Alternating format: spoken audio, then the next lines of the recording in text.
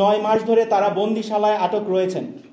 আমরা গভীর উদ্বেগের সাথে জানাচ্ছি, প্রাপ্ত অভিযোগ অনুযায়ী তাদের বিরুদ্ধে এই পদক্ষেপ নেওয়া হয়েছে মূলত বাংলাদেশের দূতাবাস থেকে সংযুক্ত আরব আমিরাতের কর্তৃপক্ষকে সরবরাহকৃত তথ্যের ভিত্তিতে।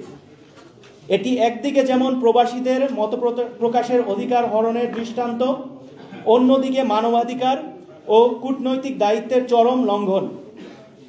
আমরা মনে করি যে এ ধরনের পদক্ষেপ একটি গণতান্ত্রিক রাষ্ট্রের চরিত্রের পরিপন্থী। রাষ্ট্রের দূতাবাস যেখানে প্রবাসী নাগরিকদের সহায়তা ও নিরাপত্তার আশ্রয়স্থল থাকার এবং হওয়ার কথা, সেখানে তাদের বিরুদ্ধে নেওয়া সাংবিধানিক ও তাদের বিরুদ্ধে নিয়ে এই অবস্থান আমরা মনে করি যে এটি একটি সাংবিধানিক ও আন্তর্জাতিক আইনের পরিপন্থী।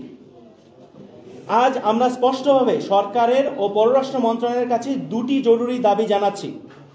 দাবি 1, আটক প্রবাসীদের বিরুদ্ধে আনীত সকল অভিযোগ অবিলম্বে প্রত্যাহার করতে হবে এবং এটি একটি সুসংহত কনসুলার কমিউনিকেশন চ্যানেল স্থাপন করতে হবে অবিলম্বে। দাবি 2, দ্রুত কূটনৈতিক ও আইনি পদক্ষেপ গ্রহণ করে এই 26 জন প্রবাসী নাগরিককে মুক্ত করে দেশে ফিরিয়ে আনার দ্রুত ব্যবস্থা গ্রহণ করতে হবে। এই 26 জন প্রবাসী বন্দী থাকার ফলে তাদের পরিবার বাংলাদেশের চরম মানবিক সংকটে পড়েছে।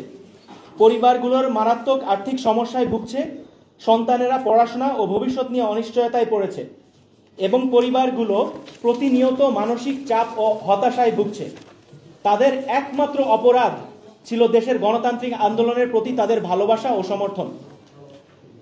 আজ আমরা বাংলাদেশের প্রতিটি মানুষের কাছ থেকে এই বার্তাটি আমাদের জনগণ এবং রাষ্ট্রীয় কর্তৃপক্ষের কাছে পৌঁছে দিতে চাই। এই 26 জন মানুষ কেবল নাম নয়, তারা প্রত্যেকে কোনো না কোনো পরিবারের শেষ আশ্রয়, জীবনের চালিকা শক্তি। তাদের মুক্তি এখন কেবল সময়ের দাবি নয়, এটি একটি রাষ্ট্রের নৈতিক ও মানবিক দায়িত্ব বলে আমরা মনে করছি। আমরা আজকের এই সংবাদ সম্মেলন থেকে প্রধান উপদেষ্টার দৃষ্টি আকর্ষণ করছি, আপনি দ্রুত ব্যবস্থা নিয়ে এই 26 জন প্রবাসী এবং এর বাইরেও আরও যত প্রবাসী রয়েছেন সবাইকে স্বাভাবিক জীবনে ফিরে আসার সুযোগ দিন। আমরা আপনাদের, বাংলাদেশের সমাজের এবং বাংলাদেশের সকল সাংবাদিক সমাজের সহায়তা কামনা করি, যেন এই সংকটকে সর্বোচ্চ গুরুত্ব দিয়ে গণমাধ্যমে তুলে ধরা হয় এবং রাষ্ট্র দ্রুত কার্যকর পদক্ষেপ গ্রহণ করে। আমি আপনাদেরকে সবাইকে আবার এখানে আসার জন্য ধন্যবাদ জানাচ্ছি। আমি Tariq Adnan Moon, global coordinator, NCP diaspora alliance. ধন্যবাদ।